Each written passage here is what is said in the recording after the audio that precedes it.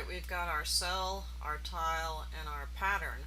Now I want to show you what you're able to do with the groups now that we've made all those groups. These groups are actually definitions that live in the brain of the program, and if we alter one detail group, it will update all the rest of them. So, for example, if I select this cell, I'm going to get an edit group option here, and if I click on edit group, it allows me to edit that particular group. One thing that I can do is I could change the form of it, or where the lines are, or anything like that. So for example, I could come in and say, no, I want that to be, a different size, right, or a different shape, and move it around. So if I were to do that and then click finish, it's going to update every single one of those, right, to that new pattern, and you also see it updated the tile. So that's what you get. I'm going to Control Z and undo that. Now I can also come in here and do what's called a filled region. So I'm going to show you how to do that. It doesn't have to be done inside a group. It actually can be done outside of a group, but we're going to do it inside the group. So let's start from the beginning. I'll just cancel out of here. So we're back in the project area. So if I select the cell, go to edit group, it sends me into a sketch mode that only allows me to edit that group. I'm going to go to annotate, and in the region pull down is a filled region. I'm going to pick filled region.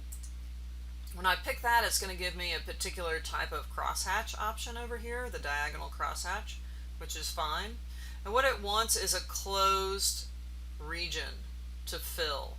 So for example, if I zoom in, I can come in and I can pick these lines that are already existing for that outline. So if I go pick lines, it'll allow me to pick that and pick that, and it's actually creating an outline for the fill, and it's using the line style thin lines. Let's say I only wanted to fill half of that. So at that point I could pick a line, draw it from there to there, and then I need to get rid of half of these lines so it will only fill that one closed portion. To do that, I'm going to use what's called the trim extend to corner. And if I pick this line and that line, it trims away that one line. And if I pick this line and that line, it trims away what I did not select. So it keeps whatever you select. Now if I hit the big green check, you'll see that I get a hatch in there. And if I can zoom back out, and then when I hit finish, right, it's going to update all of those cells to accommodate that new fill. Again, I could come in here, and if I pick that, edit the group, and pick that fill. Over here is the diagonal crosshatch. I can go to the pull down and I can pick a solid black, and it will fill it with solid black, and if I hit finish, it'll then update all of those to solid black. Again, if I pick it and go to edit group, I can pick that filled region, and I can go to edit type. If I go to edit type, it allows me to adjust the parameters of that fill. These are type parameters, or type properties of the fill. I can also create my own fill by duplicating, and I'll give it a name. Right now I'm just going to leave it generic. I'll just call it fill custom. Click OK.